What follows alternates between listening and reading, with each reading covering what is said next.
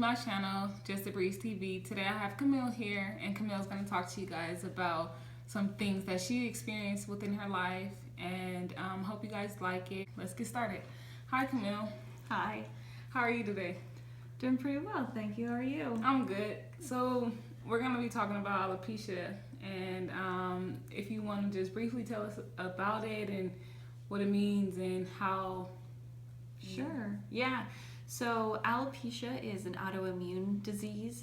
It is not contagious. They think it's genetic. They're not exactly sure what it's caused by. They're thinking outside factors or stress related, but there's no proof either way. But what it actually does is your immune system starts attacking hair follicles that have pigment.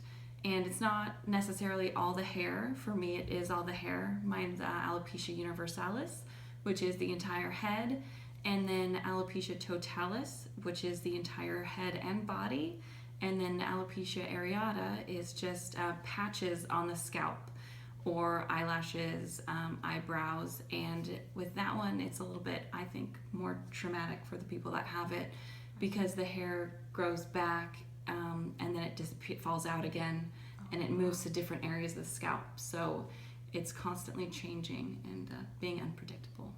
Okay, that's like a lot of information. It's crazy because you wouldn't even think, or you wouldn't even know it has different parts in it. Like how you saying it's just the head, it's just the body, or certain aspects of yourself. It's really interesting. So thank you for sharing that with us today. So can you tell us a little bit about your experience with it, and when did you realize you had it, or was it from birth? Sure. Mine wasn't from birth, although sometimes it can come that way. There's no age period when people develop alopecia. It's all relative to the person. So for me, I was 14, just a month before I turned 15, about 15 years ago now.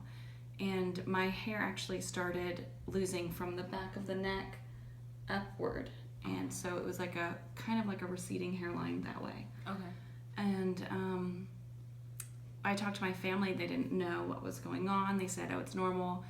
Hair goes in cycles. So a lot of people lose their hair. It comes back, or it thins for a little bit, and then it, fills in again. Right. So they didn't think it was a big deal.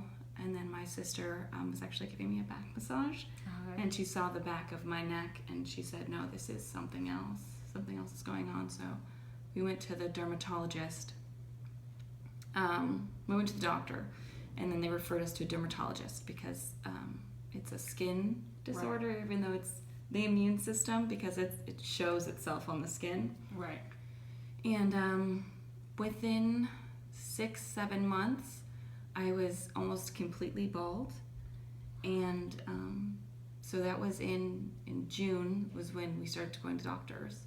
And then by November, I remember I took my dad's shaving kit, the electric shaver. Right. And I shaved my head because I felt like I didn't have control over anything anymore. Okay. And when you went to the dermatologist, that's when they told you that what it was, or it took a while? It took a while. They had some ideas, and we did a little biopsy. I don't know which side it's on, but you can see it. There's a divot here. Oh yes, it's that side. Okay. So they cut. Yeah, they took a piece out, and then they looked, and they.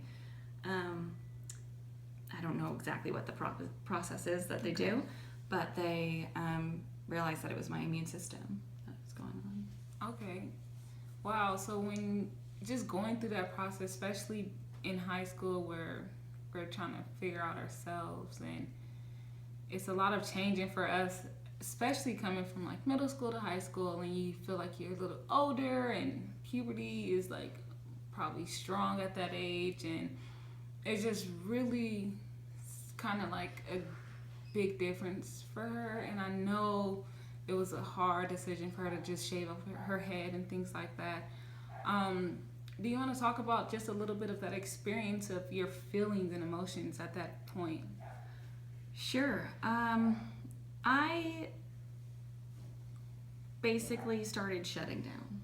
I lost the idea of who I was supposed to be in society, because a lot of what women are supposed to be you see with hair. And at that point, this is funny, but it stuck in my head really big. Herbal essences had like come out, and like, what was that, the natural experience, yes, and the commercials of oh yes, and the hair it was and so I was getting really angry because all the experiences and everything that society was telling me that I should be doing and should look like was being taken away from me. So it was very difficult for me, and I definitely shut down. I didn't let my family help me very much. I didn't want to talk about it. I didn't want to accept it. So I kind of just disappeared from everything. And I did the bare minimum to get through school, and I did that for my parents, not for me. I pretty much experienced the world through TV for a while, through high school, I want to say. And how was it? Because I know also when you're young and that age, you're kind of quote unquote ignorant to different things, and you're just immature too. So did you I know you have friends before all this, so how did they take it? Like when you started losing your hair? Not very well. So a lot of people, since I don't know what alopecia was, and I was very confused and upset by it, and I didn't want to explain it anymore, and they were confused by it, and they didn't want to be associated with someone that was so different. I lost a lot of my friends. I want to say 2 or 3 people really stuck by me, and the rest, it was just very hard to relate to everybody because nobody knew what I was going through. And I didn't, since I was in denial of having it too, I didn't want to reach out to support groups or anything like that because I didn't want to be associated with that either. So it was a very isolating place to be. Right. For me, it's different for everybody that has alopecia, but that's how I reacted to it. This was happening external instead of internal. So it's different when it's something going on internal where you can kind of hide it and kind of fake it till you make it. But this is who I am. And so I know a couple of things that you're doing now, and I don't know if you want to just talk briefly about you overcoming all of this and the process it took for you just to get to where you are today, and absolutely sharing this experience with us and just being able to talk to me about it. Like, how did you get this far, and what was the process like for you? Well, it was long, I'll say that. And the major change for me was 2 years ago, when I decided that I was going to go to a National Alopecia Areata Foundation conference. Okay. And it was in Anaheim that year. And it made me realize, I mean, I knew alopecia was holding me back, but I didn't realize how much it was holding me back, because I walked in and it was like the hotel was full of bald people. It was just like I could blend in here. Nobody was gonna follow me with their eyes down the street. It was like I found like my people. Right. So your comfort zone. It was just kind of like I could breathe again. I wasn't the only one. Just seeing those hundreds of people there. And but the main moment was when one of the people I met there, Brittany, asked me if I wanted to go to a party that was happening in one of the hotel's rooms, later that night. And I just met her that day, and I was like, oh no, I can't. And then I realized she was just like you. She was just like me. They were all just like me. And the reason I always said no to parties is because I didn't want everybody's head to turn and be like, what's wrong with that girl? When I walked through the door, that wasn't going to happen this time. And it was just like, okay, I want to make a difference. I want the world to know that it's okay for women to be bald, and it is acceptable, and that there are tons of women out there that wear wigs every single day and are too afraid because of what society does to them. And it kind of like broke my heart. So I just want to be that change. So if I walk down the street as a bald woman, being proud and looking healthy, not having cancer, right, then maybe if somebody, one person who knows a woman sees me like that, it can give them courage to do the same. And then it won't be so odd to see a woman walking down the street who is bald. Wow. I know once you got into that conference, it was like, wow. Yeah. And I think maybe just that alone, of that deep breath and like, oh my God, like, because I know, or can you answer this for me? Sure. I don't know.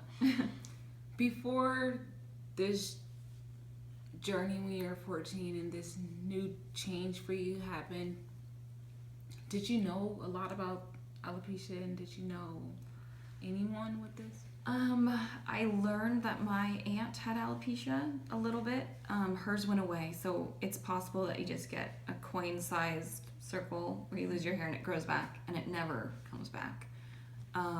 But that's the only person I knew, because nobody talks about it. Right. Because you feel so ashamed, because of the stigmas that go along with it. Right. So no. And that's just all it took for you to walk into a place and you feel like you're not this targeted person now.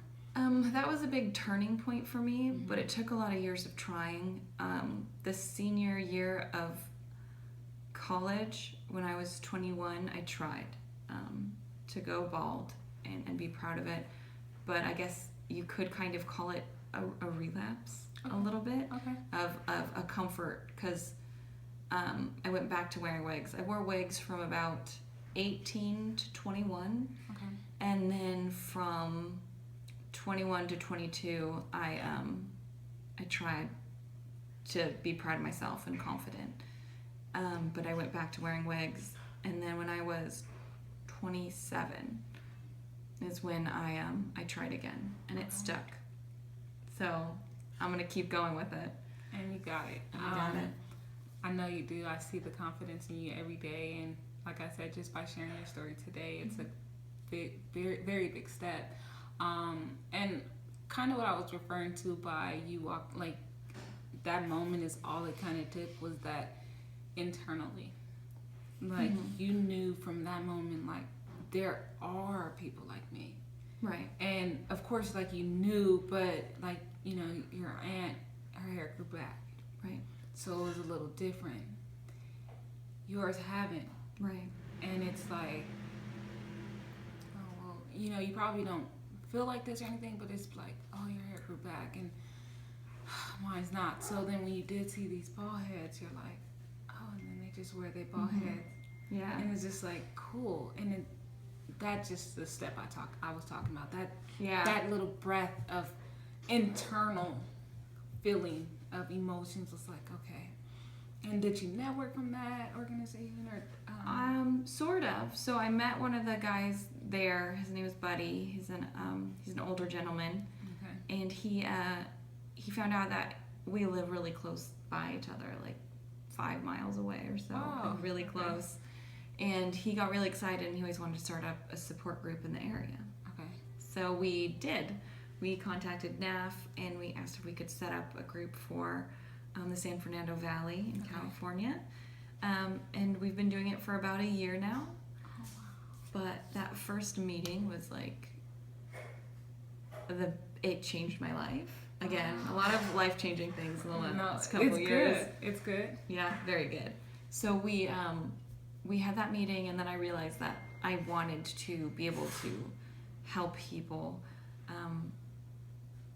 find themselves, because a lot of people that come in or go through alopecia, they get lost and they have to question a lot of things that they thought were important in their lives. Right. So I wanted to be a person that would help guide that thought process in finding themselves again. And so I decided to apply to schools for marriage and family therapy, where I met Bree. And I'm in school now, and I'm loving it. And I'm hoping to help people along the way.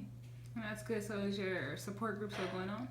Yes, we're trying to set up another one in the next couple weeks. So. Oh wow! So Yeah. how often actually do you guys do the support groups?